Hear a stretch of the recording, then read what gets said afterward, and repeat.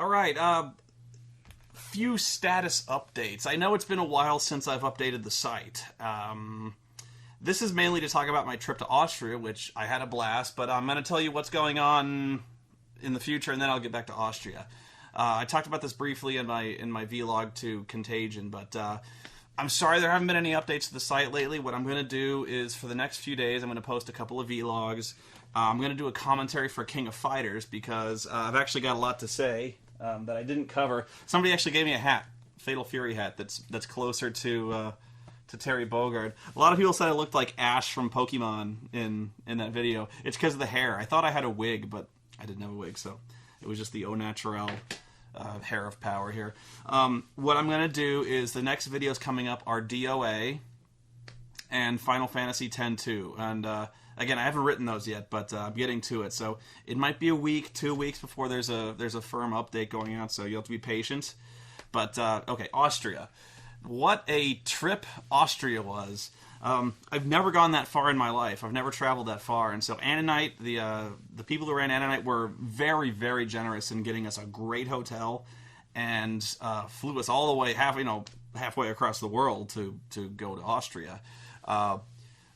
What to say about the first thing, the flight.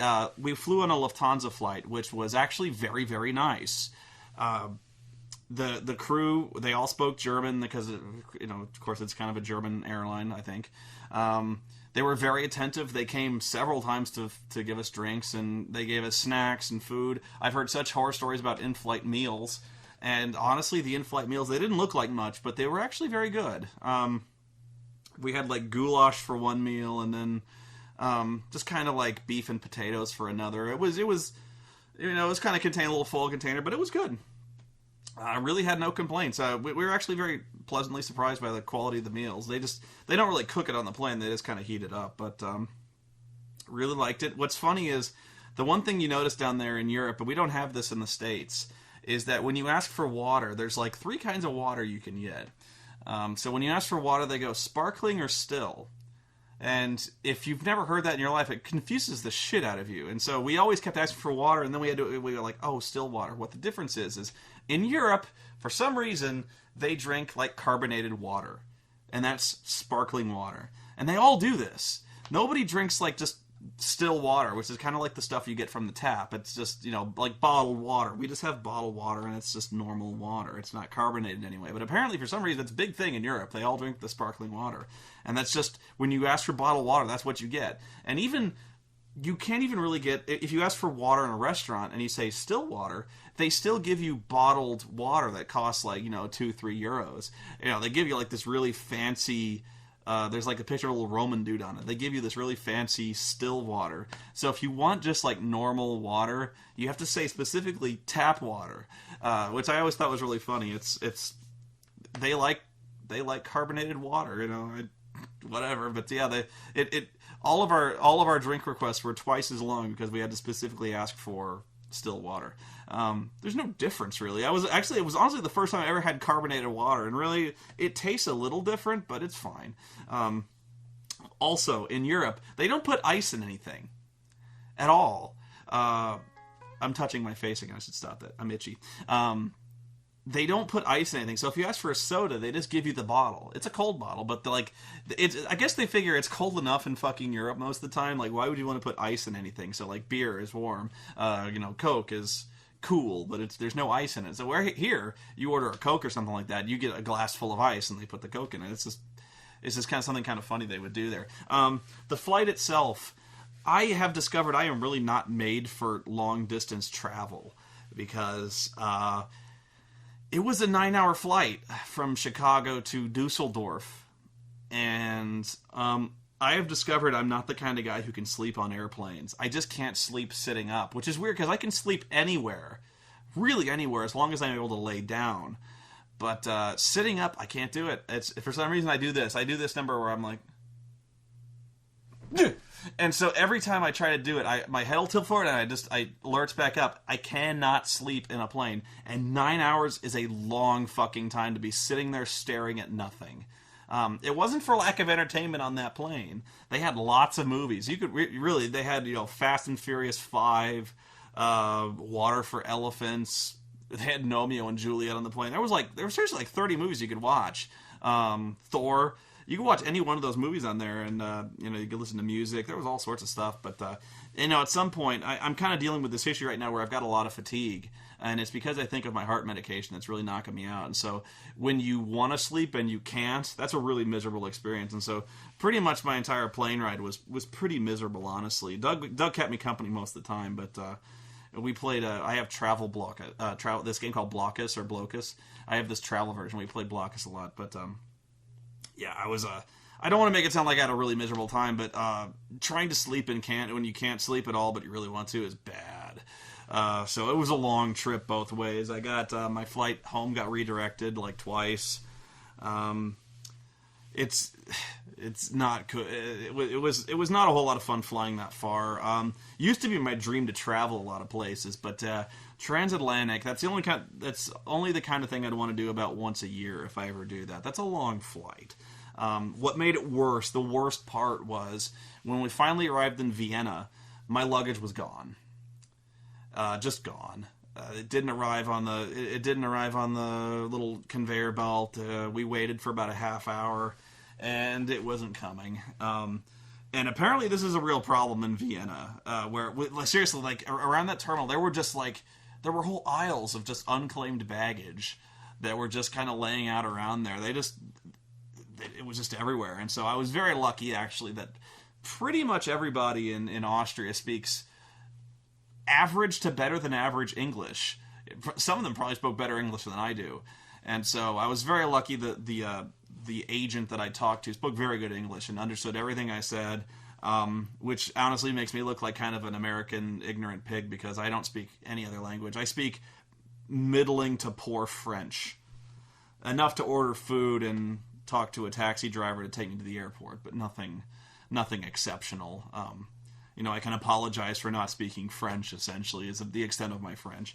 But they were all very accommodating, and honestly, I don't blame. Before you judge me too harshly, I don't blame Vienna in any way. I don't blame the people of Austria. They weren't the ones who lost my luggage. It never arrived in Vienna. So the problem was before it ever got to Vienna. Honestly, I blame the Germans. So my luggage got lost somewhere in Dusseldorf. So for 2 days, no clothes. I had no clothes in my bag. Everything important was in my backpack. I had my laptop. I had my camera. I had entertainment and my adult entertainment in my backpack, but I had no clothes. So I was wearing the same set of underwear for about 3 days. You turn it inside out, it doubles the lifespan. But finally, after 3 days, they delivered it to the airport. I was thinking I was never going to see that baggage again because it could have literally been anywhere in the world for about a week. It's a really uneasy feeling. I probably stressed out too much over it because Doug was trying to reassure me, and I was probably pretty unapproachable for about 2 days, thinking that pretty much all my clothes were gone. There was some expensive stuff in that bag. I had my tripod in there, which wasn't an expensive item, but I had a lot of stuff in there. I had a costume. I was going to wear a costume the first day of Vienna night. I was actually going to dress as Squall, which was one of my only anime costumes I got, and I didn't want to dress as Titus, but I was going to dress as Squall for the first day and kind of hang out that way. That was an expensive costume, and I just had a lot of stuff in there. Nobody wants to lose all their clothes. I had a week's worth of clothes in there, which, when you think about it, adds up a lot. But third day it finally arrived, which was good because I could finally shave. My electric razor was in the bag, and I've never used a straight razor in all my life. It's really embarrassing to admit this because Doug uses a straight razor all the time, but I've never used like a safety razor ever. One of the first things my mom bought me when I turned like 15 was an electric razor, and I've used that exclusively. I've never used like shaving lotion or anything like that, so I guess I am a little sheltered in that way. So it's funny the things sometimes you just never do. I'm probably one day I'm just going to learn how to use a straight razor. Honestly, I've grown so used to using an electric razor. People complain that it's very slow or it hurts or something like that. I just do it. Although you'll notice I don't shave a whole lot. I kind of go like a week in between shaving, so I don't shave every day. It's just kind of a lazy thing. I'll just kind of get out of the shower, dry my hair, and just get dressed most days. So it's only when I start looking really scraggly that I shave. Anyway, the hotel was great. Honestly, it was probably a 4-star hotel. Much better than the one Doug initially talked about in his last year's vlog, where the walls were paper thin and the beds were not good, and it was a very small room. This was a great room. It is a little. And this is where I sound really, really very American, who's very uncultured and very unworldly. Unworldly, I guess. It's.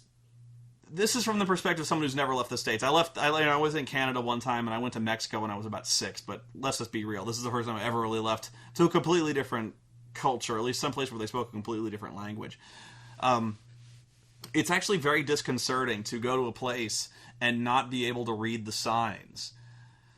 So, like road signs, for instance, you take road signs for granted a lot of times, where you're able to I'm not talking speed limits, but stuff that describes where you're going or what certain buildings do. Not being able to read the signs on top of buildings, just that kind of thing. It's actually very strange and so you actually pick up a lot of cues visually on what things are, because there's usually little very helpful icons. Like if you're looking for a bus station, obviously most Germans, most Austrians or Germans know what the word for bus station is, but there's a little icon of a bus, so it's simple things like that. What I was actually very impressed with was that they put English words under a lot of signs, especially in the airport or any kind of government building or any place where there's actual business being conducted. Even supermarkets, they usually put the English text right under the German text. So it's pretty progressive to see in airports where they've marked every single place you're likely to go in English. It takes getting used to, especially when you're filling out paperwork, or when you're looking, when all of a sudden your language is the second one in a row, or even the middle one in like a list of 4 different languages. But you get used to it.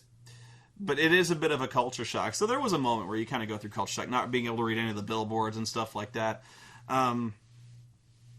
Where was I going with this? But it does kind of put in perspective, if you're going to a place where English is not spoken at all, how screwed you really are. Because I remember seeing on CNN, which was the only channel I could get where they spoke English, they were showing like travel commercials to like Mongolia.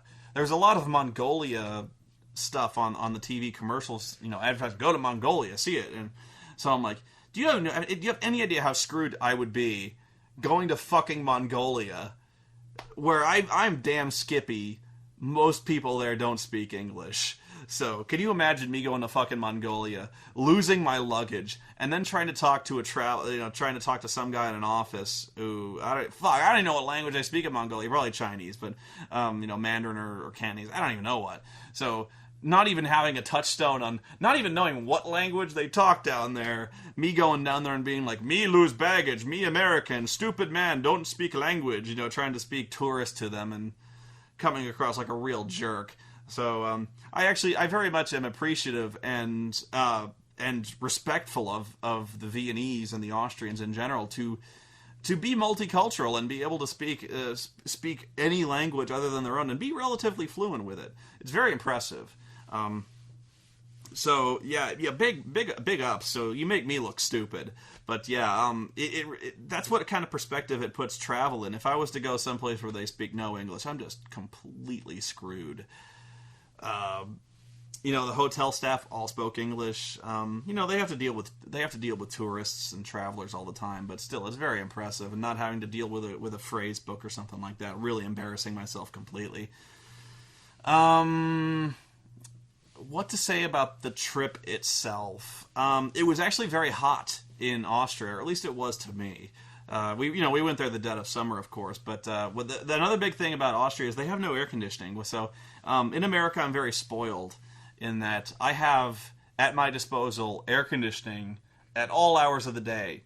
So people think in Arizona that, it reaches routinely about over 100 degrees in Arizona. Probably today it was about 105, 110. So I think people sometimes attribute Arizonans have some kind of Fremen ability to survive in the extreme heat. We don't. What we do is we stay in the air conditioning. And so pretty much at all times it's under 80 degrees in this house just because we use a monstrous amount of air conditioning. In Austria, they open a window. So it was probably relatively pleasant to them, but I'm sitting there going like, oh, it's 84 degrees, it's fucking sweltering. And they're like, it's nice here. So, virtually no place in Austria has air conditioning. So again, this is me being a spoiled American, where I'm going like, well, turn on the AC, and they're like, AC, why do you need that? The convention itself, people often ask me how I liked Austria, or pretty much everyone at the convention was like, how do you like Austria? What do you think about this convention? And so, honestly, aside from the fact they spoke German as a primary language, it really was just like a lot of other conventions I've been to, which is a compliment. I'm not saying that I'm not making any disrespectful overtures towards Austria. I'm saying, like, really, fandom is the same no matter where you go. Anime fandom or sci-fi fandom. We do kind of speak a common language in that when you go down there, you can all talk about the same stuff. Everyone's seen Doctor Who, everyone's seen Battlestar, everyone who goes to these conventions anyway. So you can strike up a conversation about the Doctor. You can strike up a conversation about what animes you've seen, what movies you've seen, what sci-fi shows are your favorite. It's relatively simple. Everyone dresses like the same characters. I saw a Quistis. I'm sorry, not Quistis. I actually did see a Yuffie, but Riku. I saw a Riku there. Saw a lot of Final Fantasy characters. Of course, those are the ones that stood out to me. But I saw one of the best costumes I saw was Rat Death from the Terry Pratchett books. Really great costume. It looked toward right off the cover of one of those pictures. Probably the best costume I saw there in practice was the Weeping Angel, which was a great. There's actually a picture of me with the Weeping Angel that you saw. Everyone wanted to take a picture with the angel. That's how good it was. So there was actually a line forming to take a picture with this angel person. Great costume. But so they were like, the people would ask, how is this different from other conventions you've been to? It really wasn't. Aside from the lack of AC, even then, it's usually very hot at conventions, so everyone's very hot, very sweaty, wearing silly costumes. It was great. Everyone was very supportive. Really, it was just a great time. So, this took place at a university.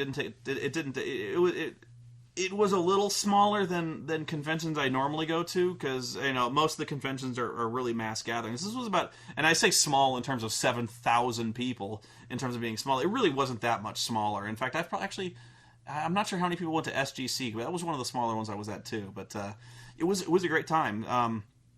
We got interviewed by several places. A lot of interviews where people didn't know who the hell we are. There was one guy with his camera who clearly had no idea who Doug or I were, and they're like, "Are you famous?" And we're like, "We do a show online." And Doug kind of messed with him, but what else? I had a great time. It got to a point where we were doing autographs, and a lot of people wanted to take pictures, which was great. And it kind of got to the point where things started to calm down, and we were just talking to people. There was this huge there was a huge circle around us where we were just talking about sci-fi, talking about anime and all the stuff we'd seen. And honestly, a lot of people didn't talk to us because they were more interested in just hearing us talk to each other.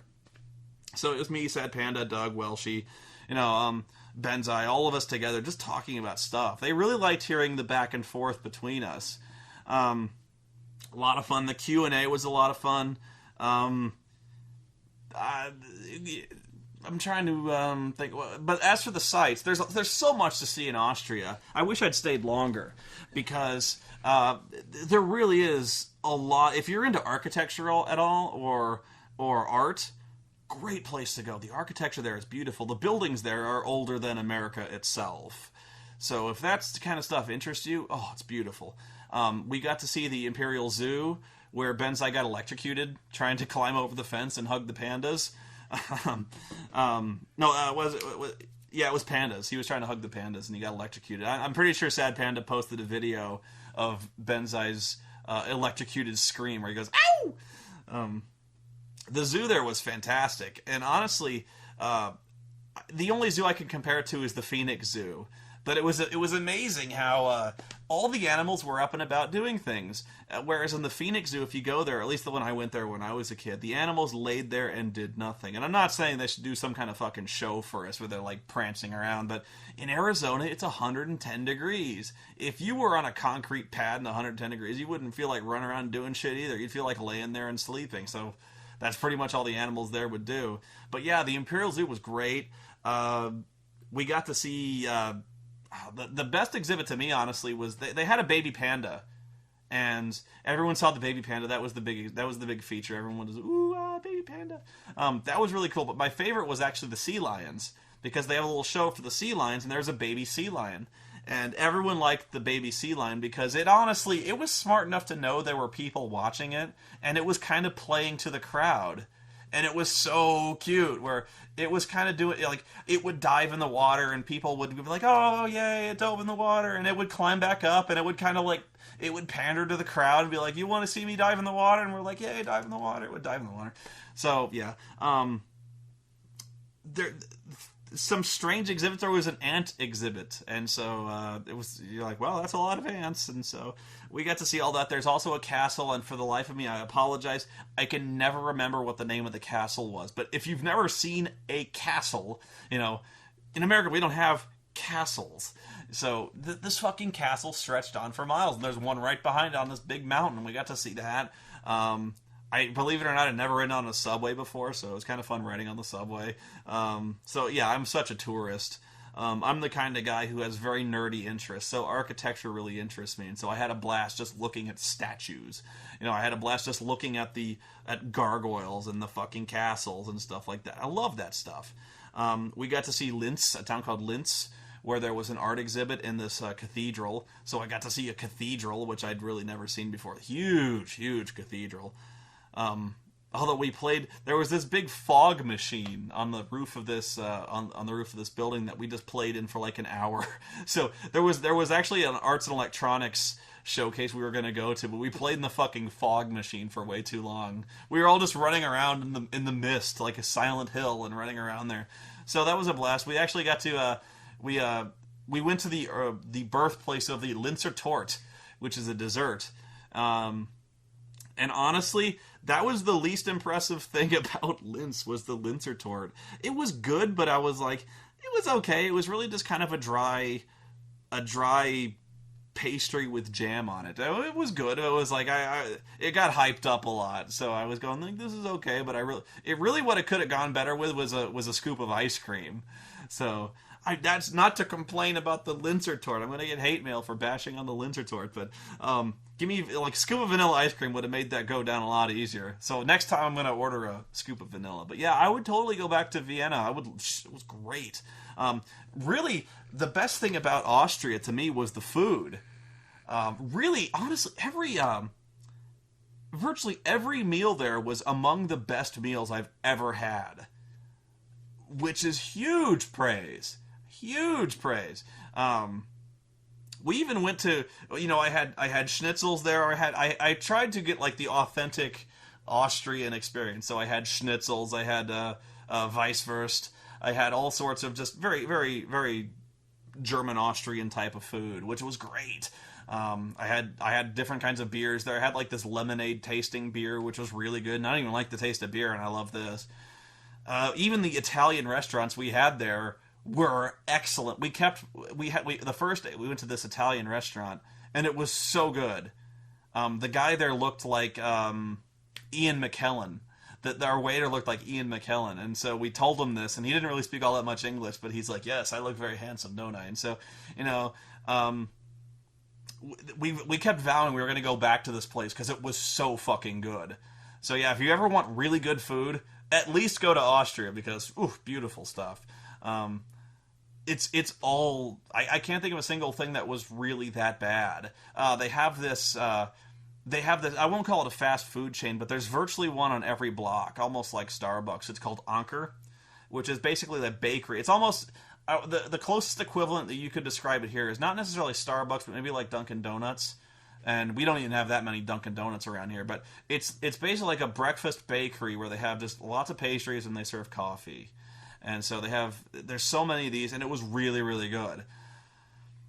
We need to have Ankers in America because it was that good. I really liked it. There was a Mexican restaurant right near our hotel that we didn't go to, but I so was interested to see the Austrian take on Mexican food, because I live so near Mexico that we can basically get authentic Mexican food here anytime we want. So I was really interested to do a vlog on we try Austrian Mexican food just so I could be like, these guys. But honestly, the food there was so good. The Mexican food was probably really good as well. So we did not have a single bad meal there. And it's rare you can say that. A lot of people warn you, like, don't drink the water, you'll get the shits. I didn't get the shits. I had the water there all the time. Very good. What else? I got a lot of gifts at Annanite, so I thought I would go through. I'm sorry if there's some stuff that's still in my I had a little booklet with all my photos in it. So somebody gave me a bunch of pieces of art that I posted on Twitter, the original pieces that are very good. But I want to show you some of the stuff I got in Austria that I really liked. I'm going to try to hold this up as much as possible. Somebody gave me the original piece of this. I saw this scanned at one time where it says, Spoony, grab my coat. And so there's me and Dr. Insano when we fly off together with science, which I thought was really cool. Somebody, I can't remember your name, I'm sorry, but they actually gave me like an iron spoon, which I don't think I'm going to have any cereal with this spoon, but it was actually, this took art, this took dedication to actually like make a cast for and kind of make a little spoon for me. So I thought that was really cool, and so I brought this home. The thing on the top of it, I'll give you a few seconds to try to remember what this is from, because I know there's some of you out there who this shape looks familiar, right? And I didn't even recognize it at the time till he told me what it was. What this is he says he knows one of my favorite games in the world is System Shock. And this is the Trioptimum logo from System Shock, which is basically the company that makes Shodan. And so I thought, that's really hardcore. This is really generous, and this is a real fan that made this, and so I was actually very touched by this. So somebody gave me a spoon with the Trioptimum logo, and so he gave basically all of us our own little, not an eating utensil, but various iron implements that kind of harken back to our little logos or something that interests us. And I can't actually remember what Doug got, but I know it had like the little, he has this little sketch of like a glasses and a goatee and stuff like that, and that's what Doug's kind of logo is. So they had one of those. Hang on. One of the better things, not one of the better things, but one of the most impressive things I got was there was a That Guy with the Glasses webcomic, or fan comic, which is basically like almost like a manga. There's a poster on the inside. That's me over there, looking like I'm right out of like a horror manga. But I wonder if there's a link I can show you. Let me look on this comic, see, because this is really, really fucking impressive. Where's it? I wonder if there's a link, but I'm sure whoever made this kind of watches my channel, and they'll tell you where it comes from. But it's really kind of fascinating because the art here is well done. The art here is actually very interesting. And the first one is Hello Critic, where he kind of gets sucked into the Animaniacs, and he has to answer questions. And he meets Yakko, Wacko, and Dot. And pretty much every character from That Guy with the Glasses, or at least kind of that was around in the Kick-Assy time, is represented here. Even the nerd.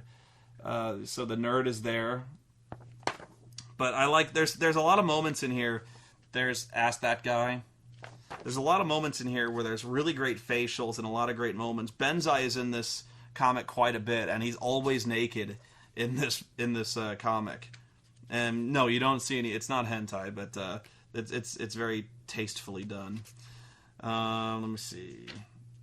One of my favorite parts of this is Phalus is in here, but one of my favorite parts is Nostalgia Chick in this comic is always very over-sexualized in this comic. She has enormous breasts in this comic. I'm trying to find a great picture, and so there's one picture in particular where she has enormous jugs. And there's a point where the critic is pointing, and for some reason he's got his fingers stuck right in between her boobs. And both Doug and I tried in vain to find some kind of context for this. We're like, why is Doug just have his fingers stuck right between her boobs? And we could not think of a single reason why. But yeah, every picture of Lindsay and Lupa, I believe this is Lupa, yeah. Lupa, by the way, is fucking stacked in this comic. So it's very manga in the sense that everyone is. Oh, Benzai with a baguette. That's, of course, he has a baguette. But yeah, Lupa looks fine in this comic. You can definitely see where it's coming from. There's a comic where Dr. Insano fights Batman, which is awesome. Dr. Insano's evil plan. Honestly, if the guys who made this comic read this or see this, post a link to your website. I'm sure people would love to see this fan comic. You'd probably do pretty well seeing this. I'm trying to find.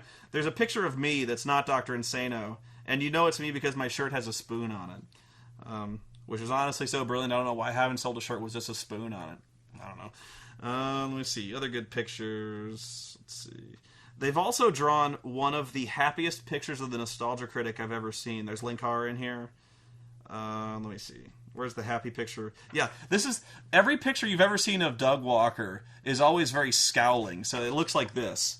You know, he's always very scowling. He's very angry and very serious. But this is the happiest fucking Nostalgia Critic ever. He's flexing. He's smiling. I love this picture.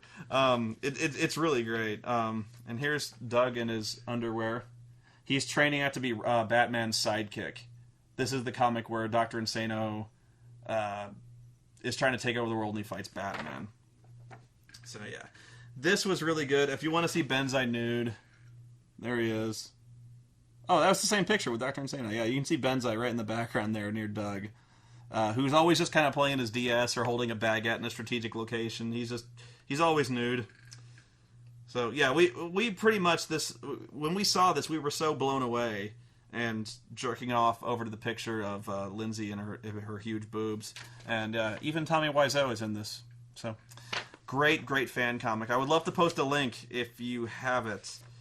So, but there's no link in here, at least none that I can see. But great stuff. There's one thing that I saw. Somebody gave this to me the first day, and I was not feeling well the first day, so I actually missed it. I was kind of jet lagged that day, but I pulled this out, and I haven't seen it since, but this was a brilliant piece of fan art. Let me see if I can... Yeah, see that? That is me in my Fatal Fury costume, and this is amazing. This is probably one of the best pieces of fan art I got. They got the color of my eyes right. They got my hair right. I mean, they got my huge nose right. See that? My huge nose. My huge Jew nose. So... This, and it says Fatal Spoony on the top. I mean, seriously, this is amazing. And there's your signature. I can't read it, so I don't know your name. I'm sorry, but I know somebody posted on Twitter what I thought of the Fatal Fury fan art. And so this was really good. I'm actually going to see if I can get this framed. I like it that much. Really, really great stuff. I'm so glad you liked it, and I was so happy to go there. And always, I love seeing fan art. I love seeing any kind of fan tribute because... it fuels my ego. No, seriously. Just to know that I've entertained you guys to the point where you feel like I love creativity and I love seeing that I've inspired people to make something. So it always gives me a laugh and makes me feel good that I've entertained you guys and that you are inspired to create your own artwork, and that's brilliant. So this is great stuff. So thank you everyone who made Annanite so special and made things and came out to talk to us, because really, that's the reason I went to Annanite. That's the reason we all went to Annanite was to meet the fans personally. I so rarely get a chance to meet fans. All I ever really deal with is you guys on Twitter or comments on the message board or comments on the video. So oftentimes I deal with you guys only when there's a problem. Only when there's something I need to deal with, like an emergency or a troll or something like that. So it may seem like sometimes I'm overly negative about the fans, or I don't like the fans, or you guys tend to see me at my worst, just as I tend to sometimes see you guys at your worst, and that's not fair. So that's why I love going to the conventions, and so you don't need to thank me for going out to the conventions. I thank you for coming to see us. I thank you guys for watching the videos, because it's really all about you guys. Without you watching the videos, us, we are nothing. So I always love meeting the fans, to thank you guys for watching the videos, and just to thank you guys, and just it's amazing to see that you guys care enough to come out and see us and just ask us questions and create iron spoons and just ask us silly questions, because that's what we're all about. You know, we watch silly movies, we bitch about silly movies, and you want to bitch about silly movies too. And so that's why the convention was very similar to other conventions I've been to, which isn't necessarily a bad thing. It just proves that people are the same all over. You know, we all like the same things, or at least we all like to bitch about the same things. And everyone, regardless of what language you speak, understands crap when you see it. So I'm just happy you guys in Austria are able to understand what I'm saying. And also big thanks to the guys who offered to translate my videos into Polish. So now my videos can look Polish as well. I feel sorry for you guys who have to translate my rambling into Polish, because I'm fairly sure I say some words that don't translate easily into other words into Polish. So good luck with that. I'm fairly sure I called Titus some very bad things that don't translate well. Although I'm sure Polish people understand the word motherfucker. So I'm pretty sure I say that a lot. But winding down on my vlog of Austria, thanks to Julia, thanks to Miki for showing us around, and dealing with some crap. You dealt with me at my worst when I lost my luggage. So for showing us around and being very patient with us stupid Americans, because we are pretty ignorant of the world at large, and dealing with us because we might have been divas. So. It's tough organizing a convention and dealing with celebrities and guests and fans and stuff like that, and just making sure everyone's happy. So thanks to Chang who brought us out there and kept everything organized. I really can't thank you guys enough, because you kept us safe, you kept us on task, and you brought us out there to meet some fans I would have never had the chance to meet otherwise. So thanks everyone for coming out. And I'm going to get back to work. I go to the doctor tomorrow. Going to get my medication fixed up. So I feel great. Don't worry about me. I feel great. It's just I got some fatigue problems. So I'm going to get that resolved. But that's no excuse. I'm going to get back to work. And so when you see me next, it'll be DOA and Final Fantasy X-2. And I'm not sure I'm going to wrap up X-2, but it might be the last video. I won't know until I've scripted if it's going to be the last one. But the finale for that one is really going to be something special, and it's going to be very hard to shoot. So it's going to be something else. It's probably going to be one of the biggest things I've ever shot. So hopefully it'll work out, and hopefully it'll be as entertaining as it is up here that I have it kind of planned out. There's also something I want to shoot with Ed Glazer. I just had this idea yesterday that I want to shoot with Ed Glazer. So if he's up for it, we'll see. But I've got a bunch of great ideas. I've got a bunch of great games I want to play, and I'll hopefully vlog about those soon. There's Dead Island. There's Deus Ex Human Revolution, which I'm still playing. There's also a game called Avedon the Black Fortress, which I've been playing. That's actually pretty fun. So I want to try that out. Madden 12. Pardon me. I've also got to watch X-Men First Class, which I just got on DVD, which should be pretty fun. And if you haven't seen it already, I'm posting a vlog for the movie Contagion. And I'll probably go again this weekend to see Apollo 18. So it's going to be a busy week. I'm going to be working really hard. And if you've watched this far, thanks again. And so thanks to all the fans out there. And yes, I'm available for more bookings. If you want to fly me out there, I'll be happy to go. I love meeting fans. So until next time, everybody, thanks for watching.